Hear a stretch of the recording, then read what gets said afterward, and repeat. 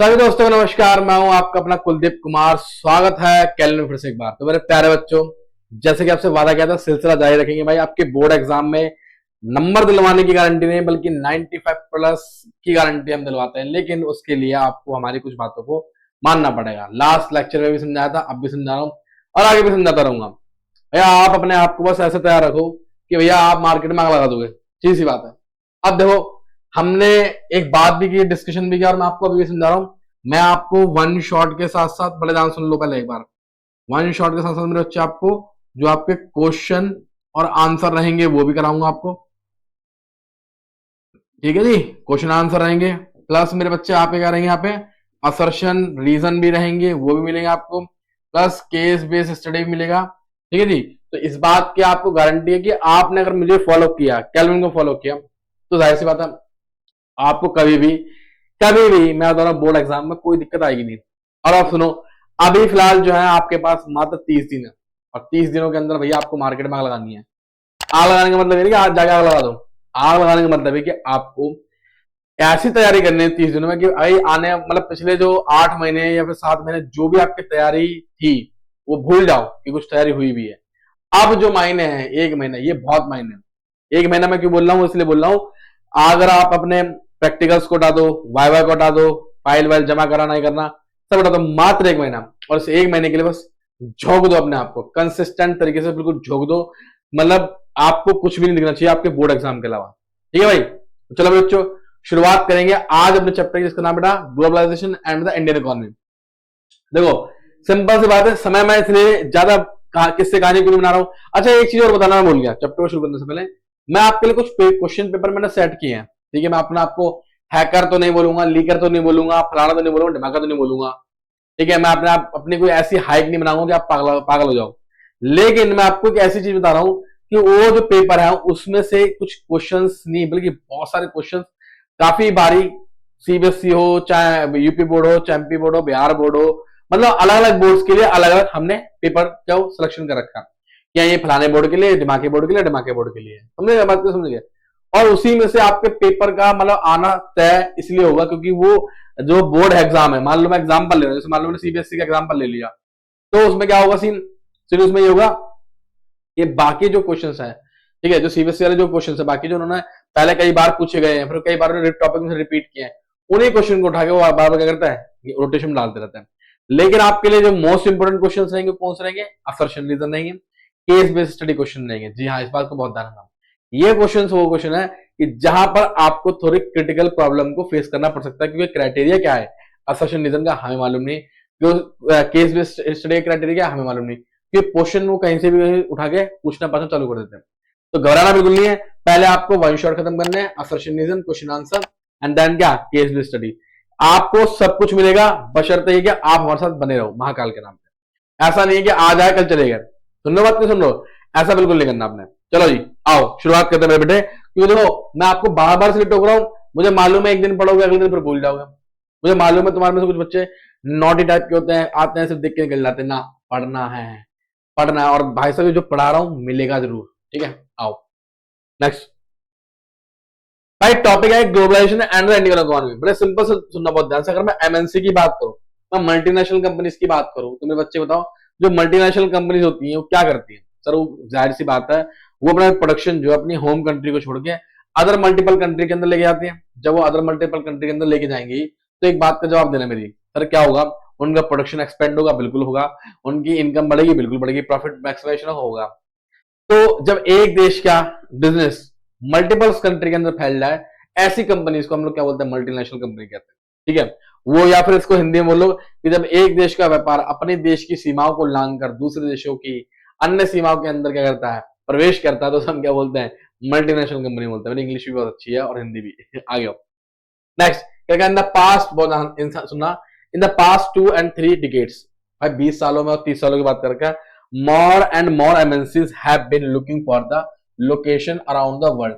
अब भाई तो 20 और 30 सालों की बात करें तो बहुत सारी मल्टीनेशनल कंपनी जो लोकेशन ढूंढ रही है पूरे वर्ल्ड में, जहां पर उनको चीप प्रोडक्शन हो सके, जहां पर बेटा foreign investment by MNC in this country has been क्या, रेजिंग। जी हाँ, राइजिंग हो रही है बेटा।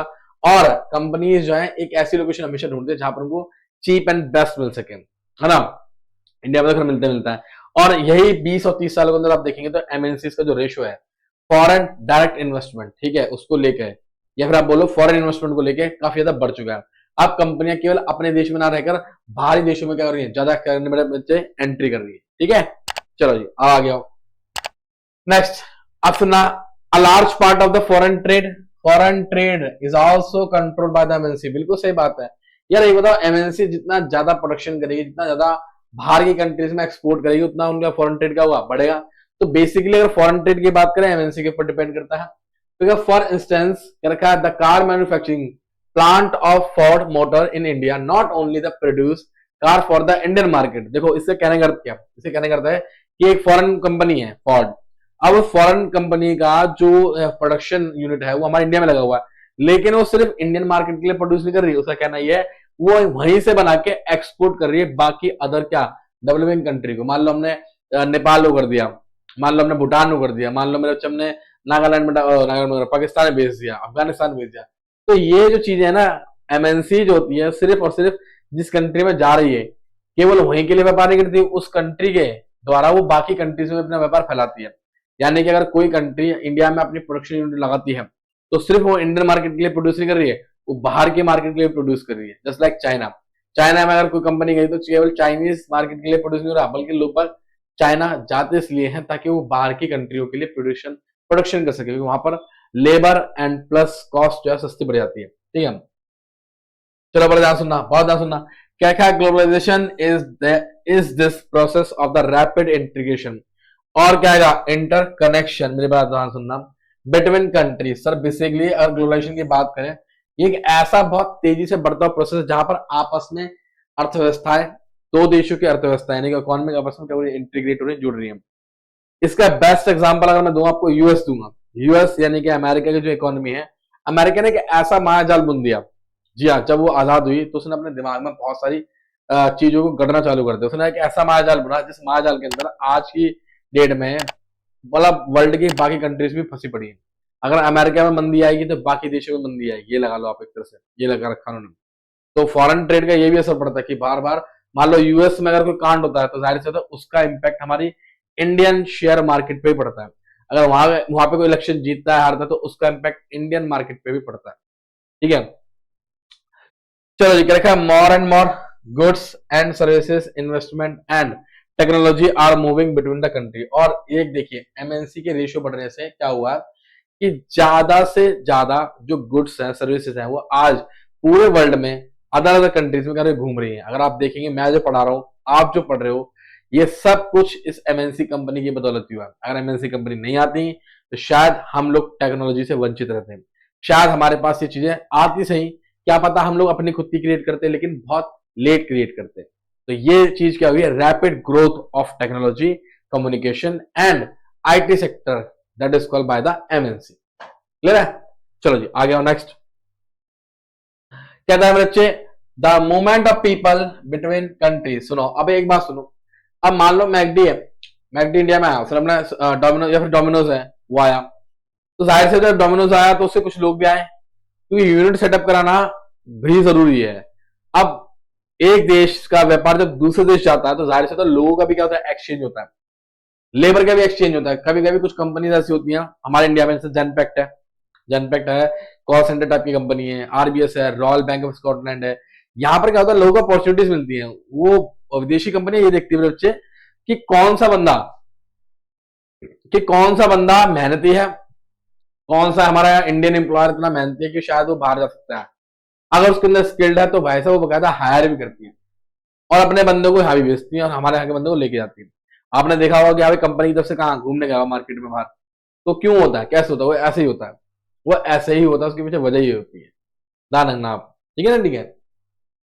चलो जी, और बेसिकली पीपल जो यूजुअली मूव करते हैं one country to another country इसलिए करते हैं ताकि उनको बेटर सोर्स ऑफ इनकम मिलता है। लोग बाग दुबई जा रहे हैं, है ना, अरे दुबई जा रहे हैं लोग बाग, ठीक है, कोई पाकिस्तान जा रहा है, कोई नेपाल जा रहा है, कोई पाकिस्तान कौन जाएगा यार, छोड़ो पाकिस्तान की बात मत करो, कोई इंग्लैंड जा रहा है ना, कोई अमेरिका जा रहा है। तो यही सबके क्या है पर्सपेक्टिव होते हैं। There has not been much increase in the movement of people. Sir इतना अभी इंक्रीज नहीं हुआ पीपल में कि between countries due to the various restriction, जब एक देश से दूसरे देश लोग जब ज्यादा जाना चालू कर देते ना, तो फिर प्रतिबंध भी लगना चालू होते हैं। जी हाँ, क्योंकि ऑब्वियस सी बात है, मान लीजिए हमारे देश के अंदर रोजगार बहुत अच्छा है, मान लो एग्जाम्पल के तौर पे, वैसे तो खैर नहीं है, लेकिन मेरे बेटे अगर आप बात देखें, रोजगार जब ज्यादा हो जाएगा तो बाहर के जो लोग हैं वो हमारे इंडिया में आएंगे। हमारे इंडियन जो मार्केट्स के जो लोग हैं, फिर हम इंडिया के जो लोग हैं उनको रोजगार नहीं मिल पाएगा, क्योंकि वो लोग आगे से छीन लेंगे। मैं एग्जाम्पल देता हूँ महाराष्ट्र का। महाराष्ट्र में कुछ समय पहले एमएनएस कार्यकर्ता थे, ठीक है, ध्यान सुना, जैसे हम बाल ठाकरे, राज ठाकरे की बात कर रहे हैं, तो वहां पे उन्होंने क्या करा कि यूपी बिहार के लोगों को पीटना चालू कर दिया, मारना चालू कर दिया, दया घुसंड दया घुसंड। उन्होंने बोला महाराष्ट्र में अगर रहना तो मराठी बोलनी पड़ेगी, ये कॉन्सेप्ट भी आया। अब सीन क्या हुआ, सीन ये हुआ कि भाई उन्होंने मारना चालू करा। उनका कहना था कि महाराष्ट्र में बहुत सारे ऑटो चालक, ठीक है, रिक्शा ड्राइवर, सस्ती लेबर, ये सब के सब यूपी और बिहार की है, ये लोग काम की तलाश में मुंबई आए हैं। अच्छा, इन लोगों के आने की वजह से एक काम और खराब हो गया, बोलो क्या? तो काम ही खराब हो गया कि यहाँ की जो लेबर है वो क्या हो गई, सस्ती हो चुकी। लेबर सस्ती मतलब जो महाराष्ट्रियन लेबर थी पहले 5,000 में काम करते थे, अब वही एक बिहार या यूपी की जो लेबर है वो 2,500 2,000 में काम कर रही है। ये भी उनका आक्रोश था। तो कहीं ना कहीं बहुत सारी समस्याएं उत्पन्न होती है नहीं है। और यही बात है कि सर, कि जब उन्हें लगता है कि यार अदर कंट्री के बंदे हमारे इंडियन कंट्री में आ रहे हैं, या फिर अदर कंट्री के बंदे यूएस जा रहे हैं, तो यूएस में जाके इंडिया वाला बंदा है वो पागल हो जाता है। उसको मतलब नहीं है कि कितना पैसा मिल रहा है, क्या मिल रहा है, वो कहता है मैं तैयार हूँ काम करने, क्योंकि उसे अमेरिका जाने की अपॉर्चुनिटी मिली है। जैसे उसको अमेरिका जाने की अपॉर्चुनिटी मिलती है तो वो किसी भी कॉस्ट पे बहुत बारी तैयार हो जाता है। अब मैं आपको एक समझाता हूँ सीन, जैसे दुबई की बात करता हूँ, ठीक है, दुबई में एक सीन है, दुबई में एक सीन क्या है कि मेरे बच्चे वहां पे जो लेबर जितनी भी आती है, सुनना बहुत ध्यान से, वो ऑलमोस्ट मुस्लिम लेबर उठाते हैं, ठीक है। या फिर अगर हम बात कर ले तो पाकिस्तान से उठाते हैं, अफगानिस्तान से उठाते हैं, इंडिया से भी उठाते हैं। इंडिया के बहुत से मुस्लिम से जो यहाँ से वहां ट्रैवल करते हैं, मेरे कई बार जानने वाले ऐसे होते हैं। लेकिन वो लोग अच्छा खासा हैंडसम अमाउंट देते हैं, बढ़िया चीजें देते हैं। लेकिन अगर मैं बात करूं दुबई के हिसाब से, वो लोग हमारे यहाँ के लोगों को सस्ता हायर करते हैं, लगा लो। जी हाँ, तो ऐसा ही बहुत बारी होता है, ठीक है जी। तो भाई साहब, ऐसा कि कंट्री टू कंट्री अगर पीपल का जो मूविंग है वो भी रिस्ट्रिक्टेड करा गया है, तो कभी कभी कुछ होते हैं उपद्रवी, उपद्रवी मतलब जैसे जस्ट लाइक टेररिस्ट टाइप के, वो भी यहाँ से हो जाते हैं। तो लोगों को फ्रीली मूव नहीं करा गया, रिस्ट्रिक्शन लगाई गई, वीजा लगाया गया, पासपोर्ट लगाया गया, इस टाइप की चीजें। चलो जी, अब आ जाएगा, कहा समझो भाई, अब एमएनसी कंपनी है तो क्या क्या इंपैक्ट पड़े। पहला है टेक्नोलॉजी की बात करेंगे, तरह का rapid improvement in the technology, सबसे खास बात तो ये है। अगर हम बात करेंगे, देखो ये कंटेनर्स देख रहे हो, ये सब कुछ ट्रेन किसकी है, एमएनसी टाइप की, कार्गो आते हैं बड़े बड़े। कार्गो शिपमेंट का मतलब होता है जब एक जहाज के अंदर मल्टीपल ऑफ गुड्स के कंटेनर होते हैं। समझे बात को, समझे? मल्टीपल ऑफ गुड्स के कंटेनर का मतलब क्या होगा, जैसे मान ले एक कंटेनर के अंदर बाइक है, दूसरे में कार है, किसी में शर्ट, किसी में पैंट, इस तरह के शूज भी होते हैं। तो मल्टीपल कंटेनर, ये हम बोलते हैं container for the transport of good, that is called by the sea port. उन्होंने क्या रखा है, सबसे पहले खास बात क्या है, टेक्नोलॉजी आई किसके द्वारा आई, ग्लोबलाइजेशन प्रोसेस के थ्रू आई। क्या, for instance the past 50 years have seen several क्या improvement in the transportation technology. पिछले 50 सालों में, आई रिपीट माय डियर, पिछले 50 सालों के अंदर हमने बहुत रैपिड इंक्रीमेंट देखा किसका, टेक्नोलॉजी का। और आप देखेंगे और आप सोचेंगे तो आपको पता लगेगा वास्तव में हमने बहुत तगड़ा क्या करा, इंप्रूवमेंट किया यार, सीरियसली, जेन्युइन, एकदम जेन्युइन। क्योंकि जो टेक्नोलॉजी था अभी हम बढ़ा रहे हैं, अभी भी हमारे पड़ोसी देशों में ये टेक्नोलॉजी बिल्कुल भी नहीं है। हमारे यहाँ अगर बाइक एक बाइक 1.5 लाख की है या 2 लाख की है, फिर मान लो 2.5 लाख की, अगर बुलेट की बात करूं मैं, तो वही बुलेट वहां पे आके 50 लाख, 5 लाख की, सॉरी 5 लाख की जाती है। जो हमारे यहाँ पे टाटा पंच मान लो 8 लाख की है, वो वहां पे आके 20-25 लाख की जाती है, लगा लो आप, है ना। ट्रांसपोर्ट इंप्रूव हुआ, this has made much faster delivery of goods. जैसे ट्रांसपोर्टेशन अच्छा हुआ तो जो डिस्टेंस था दो कंट्रीज के बीच में का, वो शॉर्टेस्ट होने लग गया, कम होने लग गया। डिस्टेंस जितना कम होने लग गया बाय ट्रैवल, उतनी चीजें जल्दी जल्दी एक्सचेंज भी होने लगी। That is called technology.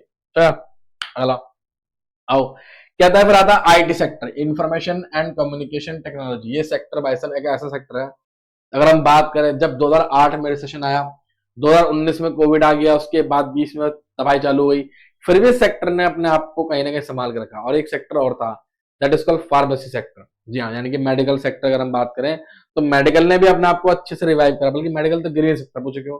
आज के समय में इंसान बीमार पड़ेगा पड़ेगा, समझ रहे हो बात को? समझो, बीमार पड़ेगा पड़ेगा, उसके फेफड़ों में, लंग्स में, किडनी फेल होगी, कैंसर होगा ही होगा। यानी कि एक ऐसा सेक्टर है, इसीलिए लोग मेडिकल में जा रहे हैं, कि मेडिकल एक ऐसा धंधा बन चुका है आज की डेट में। मैं धंधा ही बोल रहा, पूछो क्यों? कि आपको कहीं मंदी का फेस करना ही पड़ेगा। अच्छा एक बात हो, मान लो किसी को भगवान न करे किसी किडनी हो गई, किडनी में थोड़ी हो गई, पथरी हो गई, तो बताओ पथरी का इलाज तो कराना पड़ेगा, ऐसा तो नहीं काम ना चले।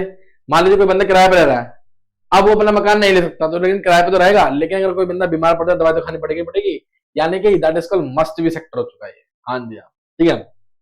आ जाओ, इंफॉर्मेशन एंड कम्युनिकेशन टेक्नोलॉजी क्या क्या इन रिसेंट टाइम, बड़ा नाम सुनना, टेक्नोलॉजी, ठीक है, इन द एरिया ऑफ क्या टेलीकम्युनिकेशंस, ठीक है, computers, internet has been changing rapidly, बिल्कुल बहुत तेजी चेंज हो रहा है। अगर आप देखोगे पहले बड़े बड़े मोबाइल फोन से छोटे छोटे हो गए, टच पहले कीपैड थे टच हो गए, पहले ईमेल्स का इतना जमाना कुछ खास नहीं था, आज ईमेल्स हो गया, व्हाट्सएप, टेलीग्राफ, टेलीकॉम, जो भी वटेवर है ना, सब कुछ हो चुका हमारे पास। अब तो खैर भैया एआई का जमाना आ चुका है, अब तो बहुत दिन, थोड़े दिन और रुक जाओ, थोड़े दिन और रुक जाओ, मतलब मेरा जीवन तो कट जाएगा बहुत समय। एआई क्या होता है, एआई जनरेटेड टीचर आपको पढ़ाएंगे और इतना बेहतरीन पढ़ाएंगे आप सोच भी सकते हो, लगा लो। बहुत जल्दी ऐसा आने वाला है कि ऑनलाइन में एआई टीचर आ जाएंगे और उसके बाद जितने भी ये मैनुअल बोलते मैनुअल क्या होता है, ह्यूमन टीचर है, इनकी सबकी लंका लगने वाली है। फिर तुम उस एआई टीचर से ये नहीं सुन पाओगे ठोको महाकाल के नाम पर, जा ठोको, तो ये नहीं सुन पाओगे तुम। चलो जाओ, कहता है मेरे बच्चे internet also allows to send, हाँ जी, अब इंटरनेट से हमें भाई क्या सुविधा मिली, व्हाट्सएप मिल गया, ईमेल मिल गया, है ना, और आज के समय में हम लोग कहीं पर भी कैसे भी किसी समय फ्रैक्शन ऑफ सेकंड्स में मैसेज को एक्सचेंज कर सकते हैं, लगा लो, है नहीं है। तो देखा ये फायदा हुआ किसका, बड़ा ग्लोबलाइजेशन का। आगे हम अब आता है liberalisation of foreign trade and क्या फॉरेन इन्वेस्टमेंट। एक एलपीजी पॉलिसी थी हमारी, एलपीजी पॉलिसी, अब लिक्विड पेट्रोलियम गैस नहीं है, ये एलपीजी पॉलिसी थी जो हमारे इंडियन गवर्नमेंट ने कब करी थी, 1991 में करी थी, ठीक है, बड़ा ध्यान सुनना, 1991 में करी थी। और उसका क्या लॉजिक था, उसका लॉजिक ये था मेरे बेटे कि हमारे इंडियन गवर्नमेंट ने लिबरल उदारीकरण की नीति अपनाई। इस उदारीकरण की नीति के अंदर हमारे इंडियन गवर्नमेंट ने काम किया कि जो रिस्ट्रिक्शन बाधाएं लगा रखी थी हम लोगों ने आजादी के बाद, क्योंकि हम लोग बहुत डरे हुए थे उस समय, हमें डर लगता था यार कि अगर बाई चांस हमने दोबारा अलाउ कर दिया, क्योंकि मैंने हिस्ट्री में जब पढ़ा तो देखा कि अंग्रेजों ने कोलकाता से हमारे यहाँ पे एंट्री मारी, कोलकाता उनका मुख्य केंद्र बिंदु बना जहां से उन्होंने अपना व्यापार फैलाना चालू करा, व्यापार के माध्यम से उन्होंने हमारे यहाँ की मार्केट को कंट्रोल करना चालू करा और फिर धीरे धीरे पूरे इंडिया को कंट्रोल किया। फिर मद्रास में उन्होंने पोर्ट खोला और मुंबई, 3 मेजर पोर्ट थे, मुंबई, मद्रास और क्या कोलकाता, लगा लो, ठीक है। चलिए, अच्छा लोगों को लगता है कि इंडियन गवर्नमेंट इंडिया को जो रेलवे दिया वो ब्रिटिश गवर्नमेंट ने दिया, बिल्कुल सही बात है, लेकिन उन्होंने अगर आप देखेंगे तो आज वो इंडियन रेलवे हमारे लिए एडवांटेज है, लेकिन उस समय कितना बड़ा डिसएडवांटेज था, क्योंकि वो अपनी वस्तुओं को कैरी करने के लिए था, ये लगा लो आप। पोस्ट ऑफिस था वो उन्हीं की वस्तुओं को कैरी करने के लिए था, ये लगा लो आप। जो बैंकिंग सिस्टम था वो उन्हीं के लिए था, लेकिन आज हम लोगों ने उसको एडिप्ट कर लिया, तभी तो बोलते हैं कि इंडिया एक ऐसी कंट्री है जो चोरी करने में बहुत एक्सपर्ट है, लगा लो, मतलब कुछ भी बनवा लो हमारे से, किसी भी सॉफ्टवेयर का डुप्लीकेट बनवा लो, लगा लो, हम बना देंगे, ठीक है। चलो आ जाओ, चलिए आओ, अब क्या है बेटा foreign trade and foreign investment policy. Suppose ध्यान सुनना, the Indian government put a tax on the import of the toy, what would happen. Obviously बात है, अगर मान लीजिए अगर इंडियन गवर्नमेंट किसी भी प्रकार का कोई टैक्स लगाती है, सुनो बहुत ध्यान से, किसी वस्तु पे लगाती है, ठीक है, अगर किसी वस्तु पे किसी प्रकार का टैक्स लगा रहे हैं, इसका मतलब वो बैरियर, एक ट्रेड बैरियर तैयार कर रही है, इसे बोलते हैं ट्रेड बैरियर। जी हाँ, टैक्स लगाना जस्ट लाइक क्या ट्रेड बैरियर होता है, यानी व्यापार पे अवरोध लगा रहे हो आप, जैसे होता है ना साइंस में था रेसिस्टेंस, अवरोध, हाँ जी, तो वो आप रोक लगा रहे हो ताकि वो एंट्री ना कर पाए ढंग से हमारे मार्केट में। टैक्स लगाने का पर्पस क्या होता है, एक पर्पस होता है कि ज्यादा से ज्यादा हम लोग फॉरेन गुड्स से टैक्स कलेक्शन कर पाए, हम यानी कि हमारे पास फॉरेन इन्वेस्टमेंट आ पाए, सॉरी फॉरेन एक्सचेंज यानी कि फॉरेन पैसा आ पाए। दूसरा पर्पस ये होता है कि हम लोग ना टैक्स लगाते तो इसका अर्थ ये होगा कि उनका वस्तु क्या हो गया, महंगा हो गया हमारे यहाँ पे। जब उनका गुड्स हमारे यहाँ महंगा हो जाएगा मेरे बच्चे, तो एक बात बताओ, कहीं ना कहीं हमारे जो लोकल ट्रेडर्स होंगे उनको बेनिफिट मिलेगा। पूछो कैसे मिलेगा, क्योंकि उनकी जो गुड्स होगी वो फॉरेन गुड्स की तुलना में सस्ती होगी, और इंडिया तो जानता है इस बात को अच्छे से, बोले क्या कि सस्ता है तो बढ़िया है, उसे क्वालिटी से लेना देना नहीं है, चीप एंड बेस्ट सोचता है, चीप तो उसे मिल जाता है परंतु बेस्ट कभी नहीं मिल पाता, ठीक है। अच्छा अगर मान लो वो डिक्रीज कर दे भैया, अगर मान लो उसे देखो, टैक्स इंक्रीज और डिक्रीज करने का फंडा एक ये होता है कि कब कब मार्केट में फॉरेन ट्रेड को कम करना है तो टैक्स बढ़ा दो, कब कब फॉरेन ट्रेड को इंक्रीज करना है तो टैक्स को कम कर दो, सिंपल सा फंडा है। टैक्स जितना कम होगा वस्तु उतनी सस्ती, व्यापार करने में मतलब क्या आएगा, मजा, क्या आएगा, मजा आ गया। देखो नेक्स्ट, आप कहता है मेरे बच्चे हाँ सुनो बहुत ध्यान से, the Indian government after independence had put barrier. बड़ा इंपॉर्टेंट टॉपिक है, ये काफी इंपॉर्टेंट टॉपिक है, क्योंकि इसमें क्या था, हमारी जो इंडियन गवर्नमेंट थी उसने ये काम किया था।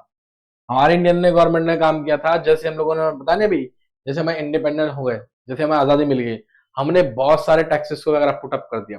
हमने बहुत सारे टैक्सेस को इसलिए पुटअप कर दिया क्योंकि मेरे बच्चे, सबसे बड़ी समस्या ये हो रही थी, हमें डर था कि कहीं दोबारा से कोई बाहर की कंपनी आके हमारे विदेश, हमारे व्यापार के ऊपर कब्जा करना चालू करे और फिर दोबारा हमारे कंट्री पे कब्जा चालू करे। ठीक है, इसीलिए, और साथ साथ उन्होंने विदेशी व्यापार जारी रखा था, ऐसी बात नहीं, जैसे गैसेस को लेके, पेट्रोल को लेके, है ना, फॉरेन टेक्नोलॉजी को लेके, इन चीजों को लेके हमने कुछ जारी रखा, मतलब वो व्यापार जारी रखा। बस दो चार टॉपिक्स थे जिनके ऊपर हम लोग विदेशी व्यापार कर रहे थे, सारे टॉपिक्स के ऊपर विदेशी व्यापार नहीं कर रहे थे। भाई समझ में आ रही बात, नहीं समझ आ रही? समझ में आ रही तो बोलते रहो हाँ महाकाल के नाम। मुझे ऐसा लगता है बीच बीच में कहीं धुंधला धुंधला तो नहीं होता, कभी कभी होता है, कैमरा बड़ा नटखट कैमरा मेरा। ठीक है, आ जाओ। देखो जी, क्या था, competition from import at the stage would not have allowed these क्या इंडस्ट्रीज। और सर सबसे खास बात ये थी, जो कंपटीशन था इंपोर्ट ऑफ गुड्स से, बात देखो जैसे चाइनीज की बात कर लो, Chinese toy as compare to Indian toy सस्ते हैं। अब हमारे आगे जो बेचारे जो हैंडलूम्स वर्कर हैं, हाथ करगा, हिंदी में बोलते हैं हाथ करगा, ये बेचारे बड़े परेशान रहते हैं, इनके साथ बहुत समस्या रहती है, बहुत समस्या रहती है। कारण क्या है? कारण बच्चे ये है कि ये बेचारे मनाते बहुत मेहनत से और इनका गुड्स होता महंगा। जस्ट लाइक अगर आपने याद हो, नॉन कॉर्पोरेशन मूवमेंट था, तो उस समय हम लोगों ने स्वदेशी ब्रांड अपनाने की कोशिश करी, खादी के वस्त्र अपनाने की कोशिश करी, परंतु खादी पॉलिस्टर की तुलना में महंगा था, इसलिए बहुत से लोगों को दिक्कत हो रही थी कि आप पूरी तरह से स्वदेशी बनने में, ये लगाओ, है ना। आगे आओ चलो। अब क्या था बच्चे, ये हुआ स्टार्ट कब हुआ, 1990। देखो मैंने बात की ना, एलपीजी, लिबरलाइजेशन, प्राइवेटाइजेशन एंड क्या बच्चे, ग्लोबलाइजेशन। ये तीन चीजें ऐसी थी जो हमारी न्यू इकोनॉमिक पॉलिसी में आई थी, न्यू इंडियन इकोनॉमिक पॉलिसी में आई थी, जिसके अंदर हम लोगों ने कुछ पॉलिसी में चेंज किया और गवर्नमेंट ने डिसाइड करा कि that the time had come for the Indian producer to compete with the cap producer around the globe। तब हमारे इंडियन गवर्नमेंट ने सोचा चलो भैया एक काम करते हैं, अब हमारे इंडिया के जो प्रोड्यूसर है, यानी हमारे जो वस्तु बनाने वाले लोग हैं या कंपनीज हैं, अब सही समय आ गया कि इसको विदेशी ताकतों के साथ वस्तुओं को करना चाहिए, compete करना चाहिए, तभी पता लग पाएगा हम लोग मार्केट में कितना एग्जिस्ट कर रहे हैं, यानी कि हमारा गुड्स कितना अच्छा है कितना बेकार है। और इसीलिए हम लोगों ने कोशिश करी, क्यों ना हम लोग जो है इसको लिबरल कर दे, ताकि फॉरेन कंपनीज आ भी सके और हम जा भी सके। हमने दोनों चीजें करी, हमने अपने लोगों पे भी टैक्स कम करे, हमने उनके लोगों पे टैक्स कम करे, ताकि कंपटीशन में मजा आए, ताकि फेयर क्या हो, मार्केट बने। एक फेयर मार्केट में क्या होता है, कंपटीशन हेल्थी होता है, जिससे मेरे बच्चे कस्टमर को बेनिफिट मिलता है। ठीक है, उनने क्या रखा है हमें, क्या this decision was supported by the powerful international organisation. और बहुत सारे लोगों ने, देखो है ना, अब देखो लास्ट डेट में डोमिनोज, मैकडी का बर्गर, केएफसी ले लो, बाल्टी बर्गर के कैसे आएगा, इसलिए तो आगा ये भाई पावरफुल ब्रांड आज की डेट में, है ना। कहता है thus barriers on the foreign trade and foreign investment were removed to a large क्या एक्सटेंट। ठीक है जी, सर एक बात सुनना ध्यान से, यही कारण था कि हमने फॉरेन इन्वेस्टमेंट और फॉरेन क्या जो ट्रेड बैरियर्स थे उनको कम करा। हमने बोला आप चाहे तो भैया पूरा पूरा 100% एफडीआई कर लो, यानी पूरी इन्वेस्टमेंट आपकी, पूरी मालिकाना हक आपका। पहले ये था फॉरेन इन्वेस्टमेंट होती थी तो गवर्नमेंट भी अपने आप को उसमें क्या करती इन्वॉल्व करती थी, अब क्या सीधा सीधा स्टेक तुम्हारा है, अब आप हमें सिर्फ टैक्स भरो, केवल टैक्स दो, हमें कोई दिक्कत नहीं, हमें टैक्स दो कोई दिक्कत नहीं, है ना। साथ साथ this mean that goods could be imported and exported easily. और लॉजिक यही था टैक्स बैरियर को हटाने का, ताकि गुड्स का मूवमेंट आसानी से हो सके। जितना गुड्स का मूवमेंट होगा उतनी ज्यादा टेक्नोलॉजी भी, उतने ज्यादा लोग भी यहाँ से मूवमेंट होंगे। तो जाहिर सी बात है हम लोगों ने अपना वर्चस्व को बनाने के लिए, अपने इंडियन मार्केट का वर्चस्व बनाने के लिए, आज की डेट में हम लोग सेकेंड लार्जेस्ट मार्केट में आते हैं, चाइना के बाद अगर लगा लो तो आप। हाँ, कंजम्पशन रेट के मामले में, कंजम्पशन रेट के मामले में तो क्या बोलते हैं, पॉपुलेशन के मामले में तो नंबर 1 पे आ चुके ऊपर वाली दुआ से। तो कंजम्पशन रेट भी हमारा बहुत तगड़ा है, जनसंख्या ज्यादा, कंजम्पशन रेट तो ज्यादा। हमारे यहाँ पे कुछ भी बेको, कुछ भी बेको, जैसे बताता हूँ, पहले फॉर्चून का तेल आता था, रथ का तेल, स्कूटर का घी, अब चार मीनार तेल, अब मेरे बेटे ब्रांड नेम बोल रहा, ब्रांड नेम एक कौन सा है बोला, लैपटॉप का, कंप्यूटर का, पता नहीं किस किस ब्रांड के नाम से तेल आ रहे, लगा लो, मतलब ये लगा लो तो बिक रहा है, बस बेच दो। क्योंकि जनसंख्या बढ़ती आ रही है, इनकम ऑफ सोर्स बढ़ नहीं रहा, और इनकम लोगों की इंक्रीज नहीं हो रही है। जब लोगों की इनकम इंक्रीज नहीं हो रही है तो जाहिर सी बात है लोग बाग क्या ढूंढेंगे, सस्ता ढूंढेंगे। और ये वो कंपनीज हैं, लैपटॉप जैसी कंपनियां जो तेल बेच रही हैं, जो सस्ता बेच रही है, लगा। ठीक है, आ गया।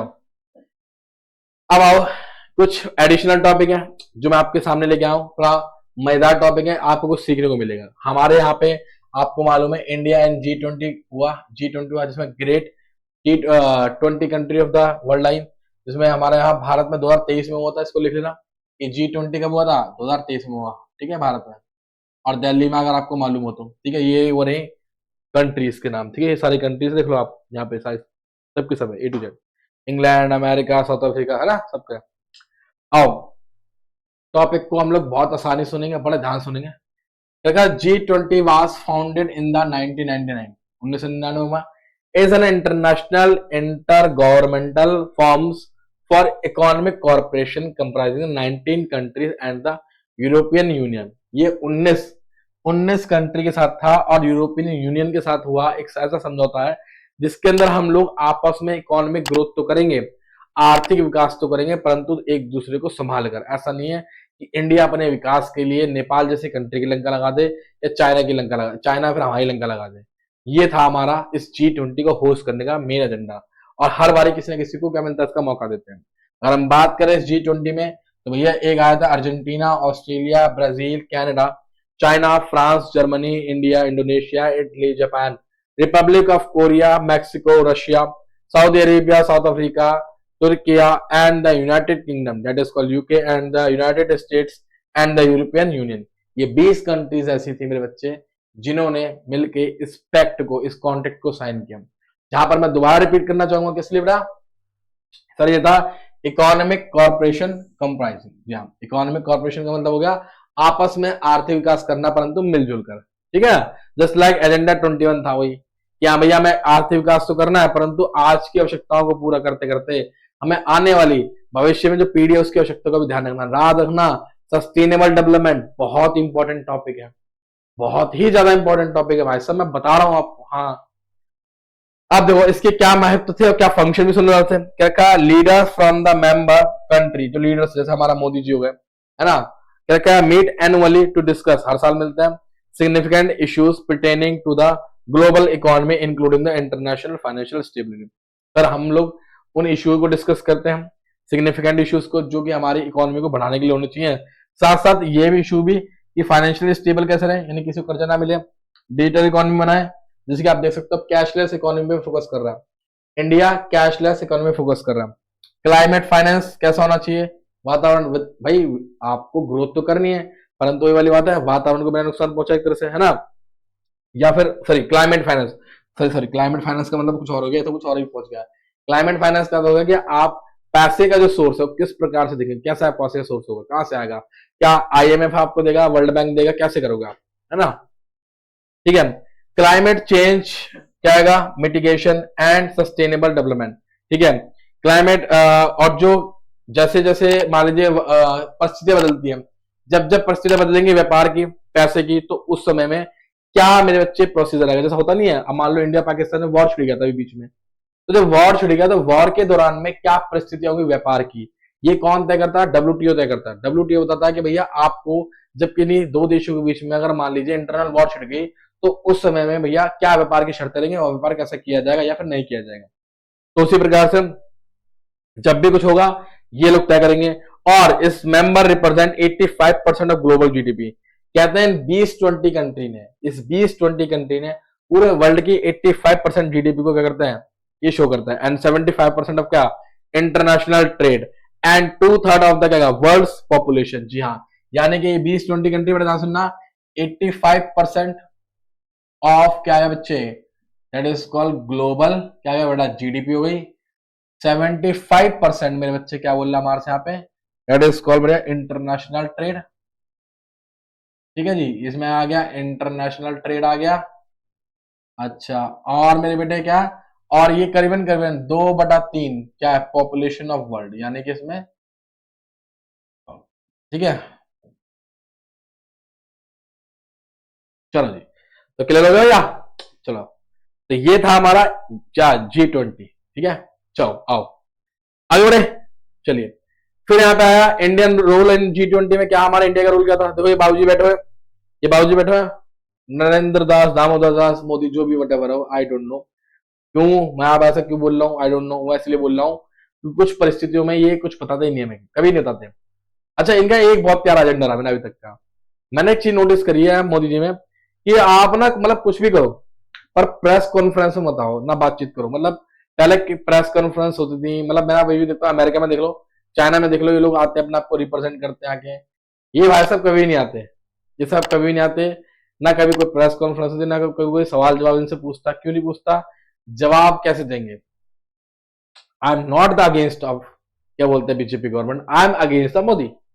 हाँ जी, क्योंकि सर जो जवाब उन्हें देने चाहिए बेसिकली पब्लिक खुद ही दे रही है, पब्लिक खुद ही बता रही है कि क्या हो रहा है क्या नहीं हो रहा है। यार कमाल है, आप थोड़ा सा चलो ठीक है, हम भी सपोर्ट करते हैं हर चीज को, लेकिन इसका मतलब ये थोड़ी ना कि तुम हमारी लंका लगा दोगे, समझा समझे? चलो जाओ, क्या ही कहेंगे मैंने, खैर अल्लाह मेहरबान तो गधा पहलवान। चलो जाओ, कहता था G20 presidency rotates among the member countries. ठीक है, प्रेसिडेंसी का मतलब क्या हो गया? होस्टिंग। जी हाँ, होस्टिंग। जैसे इस बार की होस्टिंग हमें मिली तो अगली बार की G20 की होस्टिंग किसी और को मिलेगी, है ना, इस तरह से ये ध्यान रखना।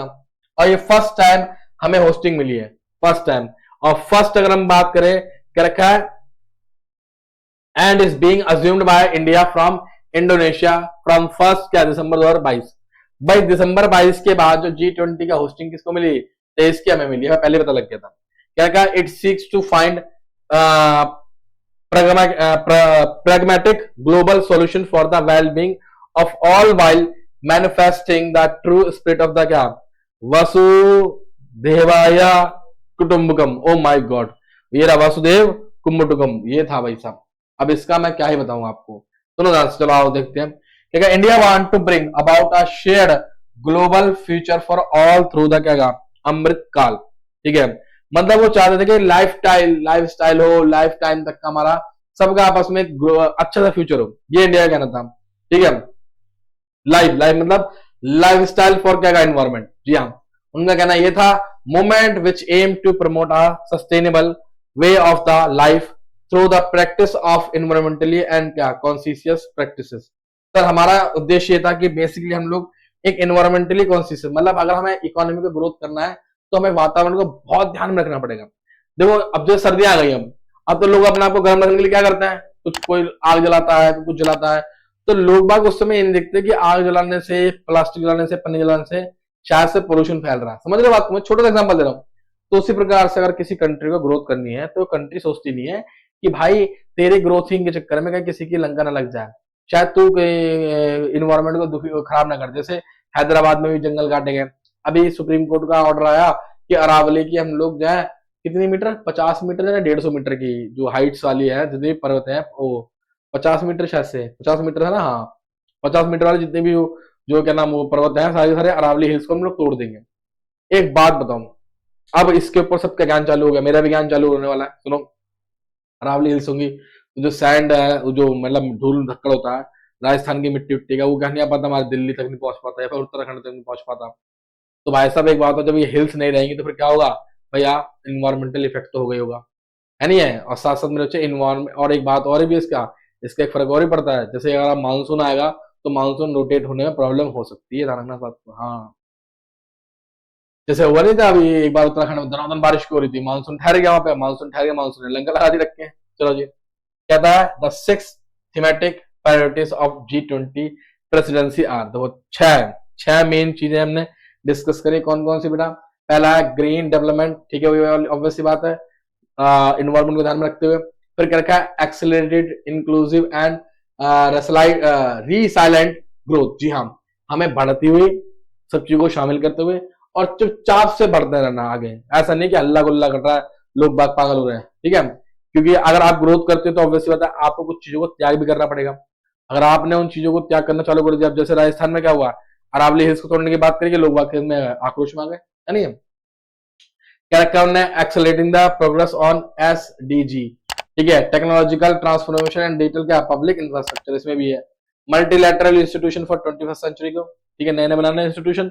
यहाँ पे हमारी जो इंडियन गवर्नमेंट है, पर इंडियन गवर्नमेंट नहीं, सभी देशों में जो भी लोग हैं वो टेक्नोलॉजी को सीख पाए। और वुमेन लीड डेवलपमेंट, जी हाँ, महिलाओं को विकास के स्तर में इंक्लूड किया जाए, बल्कि उनको शामिल किया जाए, ये लगा लो, है ना। अच्छा एक बात और सुनो, कुछ क्वेश्चंस को मैं डिस्कस करूंगा, क्वेश्चन के साथ साथ में कुछ एक चीज और बताना चाहूंगा। क्या वास्तव में एमएनसी कंपनी, सुनो एक क्वेश्चन है, पहले मैं इसको बाद में डिस्कस करूंगा।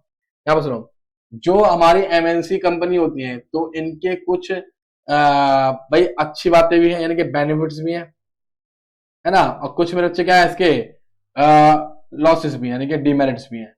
तो benefits and merit and demerit बताओ, बोलो, चलो थोड़ा डिस्कस करते हैं, मैं बताऊंगा आपको। अगर मैं मेरिट एंड डिमेरिट की बात करूं तो बच्चे मेरिट में, मैं दिख रहा हूँ एकदम, हाँ से दिख रहा हूँ, हाँ। अगर मैं मेरिट की बात करूं तो मेरिट में अगर हम बात करें तो शायद टेक्नोलॉजी आती है, हमारे यहाँ के जो पढ़े लिखे रोजगार कर रहा हूँ, जो बेरोजगार लोग हैं उनको रोजगार मिलता है। ऑब्वियसली बात है, जिस एजुकेशन के साथ वो आगे बढ़ना चाहिए वो हमारे इंडिया प्रोवाइड नहीं करवा पा रहा। साथ साथ मेरे बच्चे दो तीन चीजें और भी इसमें साथ में, क्या कि गुरुजी आपके पास जो है नया विकास का एक स्तर आता है, लाइफ स्टाइल में चेंज आता है, और एक बात और है, उसके थ्रू बाकी और लोग भी अपने आप को बूस्ट करते हैं, किसमें, उसी फील्ड के अंदर। जैसे कि अगर हम बात करें डोमिनोज की, सिंपल, तो डोमिनोज खुला, उसके बाद पिज्जा आना स्टार्ट हो गया, लेकिन लोगों ने सोचा क्यों ना डोमिनोज में हर कोई काम नहीं कर सकता, पढ़ा लिखा होना चाहिए, ये होना चाहिए, वो होना चाहिए, तो लोगों ने खुद के ही पिज्जा बनाना स्टार्ट कर दिया, लगा लो। अगर हम बात करें मेरे बच्चे एमएनसी कंपनी के डिमेरिट की बात करें तो लोकल ट्रेडर्स को बहुत दिक्कत हो रही है, क्योंकि जो एमएनसी कंपनी होती है उनके पास अच्छी एडवांस टेक्नोलॉजी है, उसका फायदा उठा के वो मार्केट में कम्पीट कर सकते हैं, आगे बढ़ सकते हैं, है नहीं है। तो हर एक चीज का बून और बैन दोनों ही है। एमएनसी कंपनी की बात करें तो जाहिर से तो लोकल ट्रेडर्स को खा जाती है। एमएनसी कंपनी की बात करें तो भाई साहब उनकी कैपिटल बहुत अच्छी होती है, इसलिए उनके सामने कोई लोकल बंदा टिक ही नहीं पाता। अच्छा इसका फायदा एक और होता है, एमएनसी कभी कभी क्या काम करती है, लोकल कंपनीज को एक्वायर कर लेती है। एक्वायर करने का मतलब क्या होता है, लोकल कंपनीज को बच्चे वो लोग या तो खरीद लेते हैं या फिर उसे सप्लाई का चेन बना लेते हैं। वो कहते हैं देखो लोकल मार्केट वाले बंदे से, भाई बाहर तो टुकड़ों में बेचेगा, तो अपना सारा माल हमें बेच। लोकल वाला बंदा खुश होता है कि उसे बनी बनाई इनकम मिल गई, अब उसे सरदर्दी की कोई जरूरत नहीं है। तो ये इनका एक इम्पैक्ट भी है, पॉजिटिव भी है, ठीक है।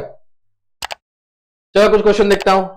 क्या since independence our economy has been open for the foreign investment and foreign trade, is this statement true or false? बिल्कुल सही बात है। तो यार ये तो फैक्ट वाली बात है। अगर हम बात करें कि जाहिर सी बात है कि हमारे यहाँ पर ओपनली किया गया, ओपनली हमारे यहाँ किया गया, जी हाँ बिल्कुल सही बात है। Nearly all major multinational are American, Japanese और European, such as Nike, Coca Cola, Pepsi, Honda. Can you guess why? Because of that मेरे बच्चे, इनके पास जो रिसोर्सेज हैं वो हमारे काम के हैं, और हमारी जो बॉन्डिंग इनके साथ इंटरनेशनल ट्रेड में बहुत अच्छी है। अमेरिका को ले लो, ठीक है, जापान को ले लो, मेट्रो दे रखी जापान ने, यूरोपियन कंट्रीज को ले लो, उनके पास से भी हमारे पास क्या आता है बेटा, हथियार वगैरह खूब आते हैं, है नहीं है। तो जाहिर सी बात है हम लोगों ने उन्हीं को अलाउ करा जिन्होंने हमें कुछ अलाउ किया। ये भी जानना, उन्होंने हमारा फेवर किया इसलिए हमने उनको फेवर किया। ये भी हमें अपनी लोकल मार्केट में क्या करता है, बैठने देते हैं, ये लगा लो आप। Explain what will happen if the government of India put a heavy tax on the क्या import of Chinese toys. Sir 3 point बता। अरे सिंपल है भाई सब, मुझे रखा नहीं। एक बात सुनो, सिंपल सी बात है, क्वेश्चन बहुत इंपॉर्टेंट है। क्वेश्चन मेरे बच्चे काफी ज्यादा ये इंपॉर्टेंट है, इस बात को ध्यान रखना।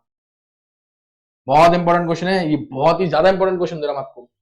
एक ही क्वेश्चन, अगर भाई हमने हैवी टैक्सेस लगा दिए तो उनके टैक्सेस, उनके जो गुड्स होंगे या फिर जो उनको टॉयज होंगे वो हमारे यहाँ पे क्या हो जाएंगे, महंगे हो जाएंगे। अगर वो गुड्स हमारे यहाँ महंगे हो जाएंगे तो जाहिर सी बात है हमारे जो लोकल ट्रेडर्स के जो गुड्स है, ये टॉयज हो जाएंगे, सस्ते हो जाएंगे। और साथ साथ एक खास बात हो रही है, बोलो क्या मेरे बच्चे, कि चाइनीज टॉय वाली बात है, चला तो जिंदगी भर तक नहीं चले तो कल तक, सिंपल सी बात है। लेकिन हमारे यहाँ के जो गुड्स है, टॉयज है, क्या ज्यादा रिलायबल होता है एज कम्पेयर टू देम। और जाहिर सी बात है जो चाइनीज के टॉयज, जो चाइनीज टॉयज है, यार एक बात होता है, पहले हम अपने घर को देखेंगे, बाहर को देखेंगे, ठीक है। हमारे जो लोकल ट्रेडर है बेचारे वो तो परेशान ही रहेंगे, उनका माल कौन खरीदेगा बताओ, है, ठीक है। और खास बात यह है कि टैक्स को पुट करने का लॉजिक भी होता है कि वो लोग फॉरेन इन्वेस्टमेंट को या फिर सॉरी फॉरेन ट्रेड को कंट्रोल करना चाहते हैं, क्योंकि अगर हमने खुला कर दिया तो शायद वो धीरे धीरे क्या करेंगे, हमारी मार्केट को कैप्चर भी कर सकते हैं। What are the benefit of globalisation? भाई बेनिफिट्स क्या है? सबसे खास बात है मेरे बच्चे, आपको नई टेक्नोलॉजी मिलती है, आपको मेरे बच्चे क्या मिलता है यहाँ पे, रोजगार यानी कि एम्प्लॉयमेंट मिलता है पढ़े लिखे लोगों के लिए, ठीक है, नहीं है। और मेरे बच्चे साथ से साथ आपको आईटी का बेनिफिट मिलेगा, आपको मेरे बच्चे क्या मिलेगा यहाँ पे, जो स्किल्डफुल पर्सन है, स्किल्डफुल लोगों के लिए काम होता है, ठीक है ना। और बेनिफिट कह सकते हो आपकी जो इकोनॉमी है, यानी कि रिसोर्स भी कह लो, या फिर अगर आप कह लो तो जो रिसोर्सेज है उन पे भी इम्पैक्ट पड़ेगा, वो आपके क्या होंगे, बढ़ जाएंगे, क्योंकि फिर आप जैसे वो आपके रिसोर्स यूज करें तो आप भी उनके रिसोर्स यूज कर सकते हो, है ना। और एक बात और है, फिर क्या होगा, जब इकोनॉमी आपस में जुड़ी रहती है तो बहुत बार क्या होता है, एक देश दूसरे देश को उसके बुरे समय में क्या करता है, सपोर्ट भी करता है, जस्ट लाइक अमेरिका हमें करता है, फिर रशिया भी हमें करता है, इधर हाल। हाँ, how is the information technology connected with the globalisation, है ना। और ने का would globalisation have been possible without expansion of IT, नहीं, बिल्कुल नहीं। आईटी के बिना एक्सपेंड नहीं है सर। देखो आज की डेट में देख लो, ईमेल देख लो, है ना, कम्युनिकेशन देख लो, ट्रांसपोर्टेशन देख लो, ये सब चीजें बहुत इंपॉर्टेंट, ट्रांसपोर्टेशन का साइड करो, लेकिन इंफॉर्मेशन एंड टेक्नोलॉजी जो सेक्टर है भाई साहब, इसके बिना ग्लोबलाइजेशन इतना मतलब क्या बोलते हैं, है ही नहीं पॉसिबल। आप कुछ सोचो, मान लो ये बोर्ड है, अभी जिस कंपनी का बोर्ड है वो चाइनीज कंपनी है, लगा लो आप, तो चाइनीज कंपनी ने अगर अपने आप टेक्नोलॉजी में इंप्रूवमेंट नहीं किया होता तो हम उसका बोर्ड क्यों परचेज करते हैं? फिर तो हम व्हाइट बोर्ड पर पढ़ा देते, फिर तो मेरे बच्चे हम व्हाइट बोर्ड पर पढ़ा तो रहे थे, हमें जरूरत क्या थी इस बोर्ड की, लगा लो। तो इसका मतलब ये हो गया कि बिना बिना किससे बच्चे, आईटी सेक्टर के इसको एक्सपेंड करना काफी ज्यादा, देखो एक्सपेंड तो हो जाएगा परंतु उस रैपिड ग्रोथ से एक्सपेंड नहीं हो जिससे होना चाहिए। जैसे फ्रैक्शन ऑफ सेकंड में मैसेजेस, कंफर्मेशन, ईमेल्स, है ना, ट्रांसपोर्ट होते हैं यहां से वहां, वो नहीं हो पाएंगे। What do understand by the liberalisation foreign trade? Sir liberalisation का मतलब है कि हम फॉरेन ट्रेड के ऊपर से लगने वाले जो ट्रेड बैरियर्स होते हैं, क्या होते हैं मेरे बच्चे, जो ट्रेड बैरियर्स होते हैं, हम उन ट्रेड बैरियर्स को क्या होता है, खत्म कर देते हैं। क्या करते हैं बेटा, खत्म कर देते हैं। कैसे खत्म करते हैं? उनके ऊपर लगने वाले हैवी टैक्सेस को हटाकर, उनके ऊपर जो रिस्ट्रिक्शन लगा रखे थे, पेपर वर्क लगा रखा था, वो सब कुछ हटाकर। क्यों? ताकि वो हमारे देश में आए, व्यापार करें, टेक्नोलॉजी लेके आए, लोगों को रोजगार दें। ये सब चीजों के लिए हम लोग क्या करते हैं, इस पर हम लोग लिबरेशन आपको अपनाते हैं। और इसके लिए हमने क्या करता है, LPG policy, that is called 1991, जिसको हम लोग न्यू न्यू इकोनॉमिक, सुना नाम से, न्यू इकोनॉमिक क्या बोलते हैं, पॉलिसी भी कहते हैं, ठीक है। एक और देखो, barrier on foreign trade and foreign investment have been remove to large extent to India since 1991। बिल्कुल सही बात है। जब हमारी न्यू इंडियन इकोनॉमिक पॉलिसी आई तो हम लोगों ने हटाए, ताकि विदेशी व्यापार या विदेशी कंपनी हमारे पास आ सके, हमारे सेटअप कर सके, क्योंकि उस समय हमारी इकोनॉमी बहुत डाउनफॉल पे थी, हमें सपोर्ट की जरूरत थी, हमें फॉरेन एक्सचेंज की जरूरत थी, जिसलिए हमने अपनी इंडियन मार्केट को लिबरल किया। और आज की डेट में देख लो, अगर हम मार्केट में लिबरल नहीं करते तो शायद हम आईटी सेक्टर से लेके, फार्मेसी सेक्टर से लेके, इंफ्रास्ट्रक्चर से लेके इतना इंक्रीमेंट नहीं कर पाते। जी हाँ, क्वेश्चन बहुत अच्छे अच्छे हैं, इन क्वेश्चन को नोट डाउन कर लेना भाई, क्वेश्चन सारे अच्छे हैं, इन क्वेश्चन को नोट डाउन कर चलना, कोई क्वेश्चन छोड़ना मत, ठीक है। आगे सुनो यार, ये बीच बीच में अच्छा होता है, हिलता है ये थोड़ा सा। What are the factor of globalisation? What are the factors of globalisation? भाई किसी भी ग्लोबलाइजेशन के लिए क्या फैक्टर चाहिए होंगे यार? ऑब्वियसली बात, चीप एंड बेस्ट होना चाहिए, पॉलिटिकल जो पॉलिसी होनी चाहिए वो कंपनीज के फेवर में होनी चाहिए, ना कि उनके अगेंस्ट में, उनके सपोर्टिव होनी चाहिए। जहां पर वो, वहां पे रिसोर्सेज उनके पास पूरी होनी चाहिए, मार्केट नजदीक होनी चाहिए। मतलब ये वो चीजें हैं, जब जैसे जैसे एग्जांपल लो, जैसे डोमिनोज एग्जांपल लो, तो डोमिनोज हमारे पास कैसे आया, बस दिखा कि यहाँ पर 20 रुपए के अंदर, 25 रुपए के अंदर ये लोग क्या खा सकते हैं, बर्गर खा सकते हैं। तो उन लोगों ने क्या काम करा, सुनो, तो उन लोगों ने क्या काम करा मेरे बच्चे, उन लोगों ने बर्गर के सेटअप यहाँ पे लगाना चालू कर दिया। उन्होंने देखा 25-25 रुपए में भाई बहुत सारे लोग बर्गर खा रहे हैं, तो उन्होंने इस चीज के लिए भैया ध्यान दिया कि यहाँ पे कंजम्पशन रेट बहुत आई है, परंतु यहाँ के लोग क्या सस्ते थोड़े लोग हैं, तो उन्होंने 25 रुपए का बर्गर लॉन्च करा, और आज के डेट में मैकडी बहुत तगड़ा ब्रांड चल रहा है, लगा, जस्ट इमेजिन। तो इसका मतलब ये है कि हमें ये देखना पड़ता है मार्केट का साइज क्या है, कैपिटल, फॉरेन ट्रेड पॉलिसी क्या है गवर्नमेंट की, प्लस वहां पे आपको रिसोर्सेज कितने अच्छे मिल सकते हैं, ठीक है। तो मेरे ख्याल से आई थिंक हाँ बहुत कुछ हो गया, ठीक है। और बाकी एक चीज उदाहरण कि जो लोकल, हाँ वो जो पढ़ा था ना कि लोकल मार्केट अगर क्या था, हाँ, कि जो फॉरेन कंपनीज होती हैं लोकल मार्केट वालों को सपोर्टिव भी होती है, उनके अगेंस्ट भी होती है, यानी कि उनके साथ में भी है, उनके खिलाफ भी है। साथ में ऐसे है अगर वो उनसे ज्वाइंट वेंचर कर ले, खिलाफ कैसे है अगर वो उनको मार्केट में से कंपीट करके हटाए, ठीक है। तो चलो बच्चों, हो गया हमारा पूरा चैप्टर, बिल्कुल सर पूरा चैप्टर हो गया। बाकी अगला चैप्टर अगली क्लास में, उसमें क्वेश्चन आंसर कराऊंगा, ठीक है। तो भाई साहब एक बात और है, अच्छा जाना, एक मिनट, जाना नहीं, आप लोग चाहो तो हमारे जो चैनल है that is called kelvin 10th मेरे बच्चे योद्धा चैनल है जो, आप उसको फॉलो कर सकते हो, आने वाले सभी अपडेट्स के लिए, इंफॉर्मेशन के लिए आपको सब कुछ मिलेगा किसके नाम पे, महाकाल के नाम पे, ठीक है। तो बच्चा पार्टी मिलेंगे किस अपनी अगली क्लास में, तब तक के लिए धन्यवाद, शुक्रिया, टाटा, बाय बाय।